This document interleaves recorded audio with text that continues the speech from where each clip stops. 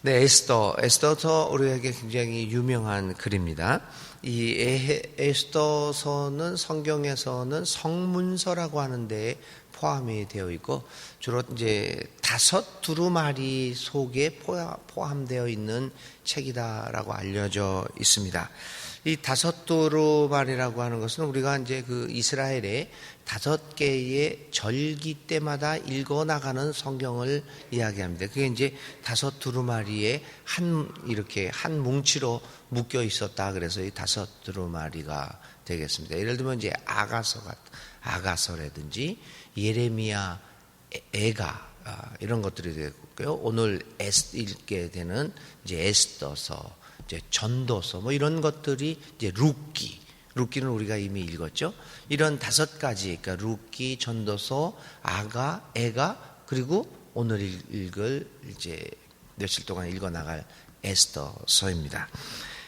내용은 이제 뭐 간단합니다. 에스더서는 특별히 이제 유대인들의 절기인 부림절이라고 해서요. 그 민족의 역사를 생각하면서 그 이스라엘 민족이 페르시아에서 위기에 처해 있었는데 이렇게 그 위기로부터 탈출되었다, 구원받았다라고 하는 그 이야기, 그 민족의 위기를 모면한 그 날을 기념하고 있는 게 이제 부림절인데요. 그 부림절의 기원을 설명하는 것이 바로 이 에스더서입니다. 그래서 이제 그 에스더서는 이 부림절에 읽게 되겠죠.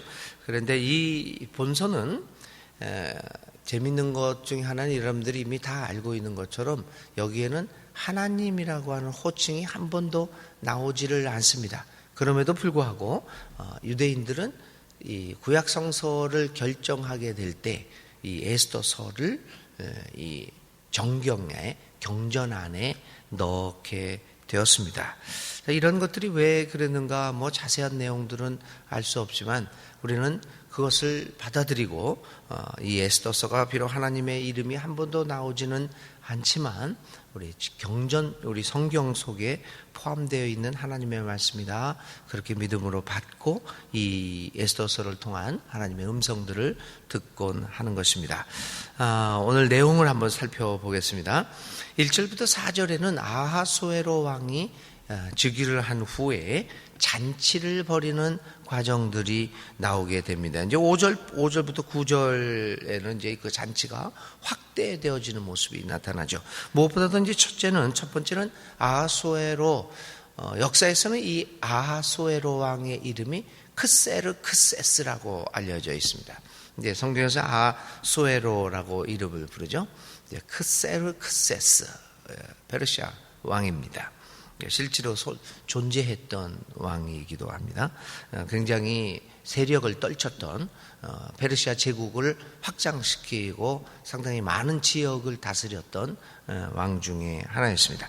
자, 이 크세르크세스 아하수에로 왕이 잔치를 벌이는데 이 잔치에는 제국의 모든 이 관리들이 초대되었습니다. 왕에 의하여 당시의 지배층들이 모임이 이루어졌다는 것입니다. 이 잔치에 초대받을 수 있는 사람은 당연히 당시 사회에서 가장 최고위층에 속해 있는 사람들이었습니다. 왕은 자신의 위치와 권력을 자랑하기 위하여 사람들을 초대를 합니다.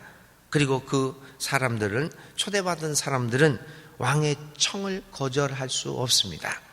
왕의 그 형식은 초대이지만 내용은 강제가 아닐 수 없습니다. 근데 사실 뭐 이 아하수에로 세르크세스 왕뿐이겠습니까? 거의 모든 왕들이 하는 일들이 그렇죠. 가장 이 권력을 잡은 자들이 하는 일이 그렇죠. 겉으로는 자유를 내세우고 있지만 안으로는 그 강압적인 모습으로 사람들을 억압하는 것이 옛적부터 지금까지 내려오는 권력자들의 그 속성이 아닌가, 이러한 것들을 봅니다. 아하수에로 왕이 이 초청을 냅니다. 내가 잔치를 벌일 테니 나에게 나의 궁으로 와서 이 잔치에 참여하라. 어떻게 생각해 보면 이 초청을 받은 사람들은 굉장히 영예를 느끼고 영광스럽게 생각할지도 모르겠지만 또 영광스럽겠지요. 그러나 그 반대로 생각을 하면 그것은 하나의 공포이기도 합니다. 많은 여러 가지 경우 속에서 그 초청이 거부하게 된다면 그 거부 후에 다가오는 그 조치들은 상당히 공포스러울 것입니다. 이 모습이 바로 이제 5절부터 9절 와스티 왕후에게 그대로 적용이 되지요. 왕의 이러한 모습들은 공포를 자아냅니다. 사람들은 왕의 초대를 감히 거부할 수 없습니다. 왕의 초대를 받는다는 것은 내가 높은 사람이라는 것을 보여주고 내 위치를 공고히 하게 하기도 하지만 또 다른 의미에서 그것은 잘못하면 저주와 죽음을 의미할 수도 있기 때문입니다. 이런 것들이 에스더서 오늘 첫 번째 나타나는 왕의 전형적인 모습입니다. 이 왕의 모습을 우리가 믿는 하나님과 한번 비교해 봅시다. 많은 경우에 우리들은 하나님은 이 같은 왕의 모습으로 우리는 하나님을 믿고 있는 경우가 많습니다. 그래서 우리가 말끝마다 왕이신 하나님 이 말뜻은 알겠지만 잘못 이해를 하게 되면 오늘 이 아하수에로 왕이 보여주는 그 같은 왕의 모습이 무의식적으로 우리 하나님이다라고 받아들일 그러한 위험이 있습니다. 이 아하수에로 왕을 비롯한 그 고대의 왕들이 가지고 있던 그 모습은 우리가 섬기고 있고 그리고 우리가 믿고 따르는 하나님의 모습은 결코 아닙니다. 하나님은 우리를 강제하는 분이 아닙니다. 하나님은 우리를 억압하는 분이 아니십니다. 하나님은 우리를 자유로운 존재로 창조하셨을 뿐만 아니라 우리에게 자유롭게 살도록 하시는 하나님입니다. 그런 의미에서 우리를 향한 구원의 초청은 이 아하수에로 왕이 백성들에게 내린 초청처럼 공포스러운 것이 아닙니다. 그것은 사랑의 초대입니다. 우리는 오늘 이 에스더서의 첫 서문들을 통하여 나타난 이 왕의 모습을 보면서 우리가 믿는 하나님은 왕이지만 어떤 왕일까? 우리 하나님은 어떤 분이신가를 다시 한번 생각해 보지 않을 수 없습니다. 5절부터 9절입니다. 이제 왕의 잔치가 전 백성으로 확대됩니다.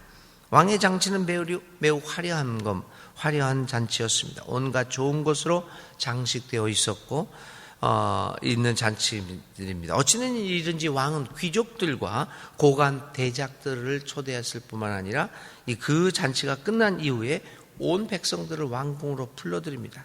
그리고 백성들에게 무려 7일 동안 마음껏 먹고 마시도록 합니다.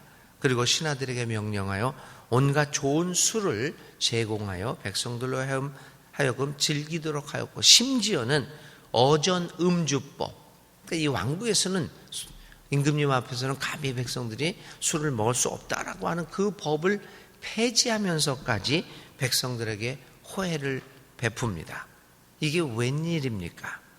왕의 부인 와스티도 자신의 집에서 부인들을 초대해서 잔치를 벌입니다. 온 나라가 잔치로 태평성대를 누리는 모습을 보여주고 싶었을 것입니다. 그러나 우리는 압니다. 왕의 이러한 호혜 뒤에는 백성들의 고통이 도사리고 있다는 것을 우리들은 압니다. 왕들이 벌이는 화려한 잔치 뒤에는, 그들이 벌이는 수많은 업적들 뒤에는 뭐 이런 전쟁을 해서 이겼다, 무슨 수로를 놨다, 무슨 업적을 남겼다, 그 수많은 잔치와 업적 뒤에는, 그 화려한 업적 뒤에는 이름 없는 백성들의 수많은 희생과 고난이 있음을 우리는 보고 있습니다. 왕들은 자신들의 업적을 자랑하지만, 그래서 잔치를 벌여서 이렇게 그의 모습들을 보여주지만 그 자랑과 그 시위 뒤에는 억압받는 사람들의 눈물이 숨겨져 있음을 우리는 알고 있습니다. 우리의 하나님은 우리 백성들의 눈물을 짜내면서 자신의 업적을 이루는 분이 아니십니다. 오히려 자신의 업적을, 자신의 자리를 포기하면서까지 인간이 되셔서 인간의 희생을 막고자 하는 분이십니다. 이런 에스더서나 이런 왕들의 모습을 보면서 우리가 믿는 하나님과는 얼마나 대조적인 모습인가라고 하는 것을 발견하게 되고, 다시금 우리는 하나님이 얼마나 멋진 하나님이신가라고 하는 것을 보게 됩니다. 10절부터 12절 와스디 왕과 왕의 초대를 거부합니다. 이 와스디 왕비를 나오라고 그랬는데 이 왕비가 초대를 거절합니다. 왕후는 누구입니까? 왕비는 누구입니까? 겉으로는 왕의 부인이라는 화려한 수식어가 따라붙지만 그러나 그녀는 아무런 존재가 아닙니다. 그는 단지 왕의 부인일 뿐입니다. 왕의 소유물일 뿐입니다. 왕비의 존재는 오직 왕의 존재에 의존하고 있을 뿐입니다. 왕비에게는 자신의 삶이라고 하는 주체성은 없습니다. 왕비는 오직 왕의 존재의 한 부분일 뿐입니다. 오늘 우리들은 하나님과의 관계에서 어떤 사람이라고, 어떤 존재라고 생각합니까? 하나님도 우리를 왕의 부인, 왕비처럼 대하실까? 우리의 존재는 하나님에게만 의존할 것일까? 이 문제도 우리가 한번 생각해 볼 문제입니다. 우리의 존재는 오직 하나님께만 속해 있습니다. 우리는 신앙을 고백을 합니다. 그 말뜻도 압니다. 그런데 그 말의 뜻들을 좀 더 우리가 생각해 볼 필요가 있습니다. 하나님은 우리의 존재의 창조주입니다. 그리고 우리의 존재는 하나님에게 속해 있는 것은 분명합니다. 그러나 하나님은 우리를 자신의 소유물로만 만드셔서 자기 마음대로만 하시는 분이 아니십니다. 인간은 하나님으로부터 비롯된 존재이기는 하지만 그러나 하나님에게 절대적인 의존만 하는 존재로 창조되지 않았습니다. 조금 어려운 말이 될 수도 있겠지만은요, 인간은 하나님에 의해서 자유로운 존재로 생각했습니다. 존재되었습니다. 그래서 이 말은 하나님에게 의존은 하지만 우리의 의견을 낼 수 있고 우리의 의사를 전달할 수 있는 하나님과 소통할 수 있는 자유로운 존재이다, 이런 의미입니다. 그래서 우리의 존재가 하나님께 의존되지만 그러나 하나님과에게만 절대적인 것이 아니라 내 존재가 스스로 존재하는 존재이기도 합니다. 그것을 소통하는 존재다, 이렇게 신학에서는 말을 하고 있습니다. 왕은 왕비와 소통하지 않습니다. 그에게는 오직 일반적인 의사 전달만 존재할 뿐입니다. 왕비는 왕의 말을 순종해야 합니다. 그러나 하나님과 인간의 관계는 그렇지 않습니다. 하나님은 우리에게 말씀하십니다. 그러나 그것이 그냥 일방적인 주장과 명령이 아니라 소통이십니다. 이게 분명히 돼야지 하나님과의 관계가 우리가 깊어질 수가 있게 되죠. 그러한 의미에서 하나님 우리에게 말씀하시지만 우리의 말에 귀를 기울이십니다. 이러한 하나님은 우리의 창조주이시면서 동시에 우리의 친구가 되시는 분입니다. 이런 멋진 하나님, 이런 좋으신 하나님을 우리는 믿고 있습니다. 그런데 우리는 이렇게 좋고 멋진 하나님을 많은 경우에 이 왕과 왕비의 관계로 만들어가고 있기도 합니다. 우리의 창조주이며 동시에 우리의 친구가 되시는 하나님의 모습을 오늘 이 아하수에로 왕과 이 왕비 와스디의 관계와 얼마나 대조적인 관계인가라는 것을 보게 되죠. 그런데 어찌된 일입니까? 왕후 와스디는 왕 앞으로 나오라는 왕의 명령을 거부합니다. 그녀가 왜 그랬을까요? 우리는 알지 못합니다. 왜 그녀가 거부했을까? 그런데 그 결과는 알게 됩니다. 왕의 명령을 거부한 와스디, 그녀에게 폐위가 되는 그러한 결과가 주어지게 됩니다. 그 왕비가 명령을 거부했다는 것에 크게 분노합니다. 화가 납니다. 그런데 우리는 여기서 한 가지 질문을 합니다. 왜 왕후 와스디가 명령을 거부했을까? 거부한 사정이 있지 않았을까? 어떤 행동을 하는 데 있어서 사람들은 나름대로 원인과 동기와 그리고 그만한 행동을 할 정황이 따르게 됩니다. 그냥 무턱대고 하는 것이 아니지 않습니까? 원인이 있고 동기도 있고 상황도 있습니다. 사람과의 상대에 있어서 우리는 그러한 것들을 염두에 두고 상대방의 행위와 언어들을 해석해야 합니다. 그런데 그렇지 않습니다. 아하수에로 왕은 왕비 와스디의 전후 사정을 전혀 이해하지 않고 단지 자신의 명령을 어겼다는 것에 대해서만 그는 화가 납니다.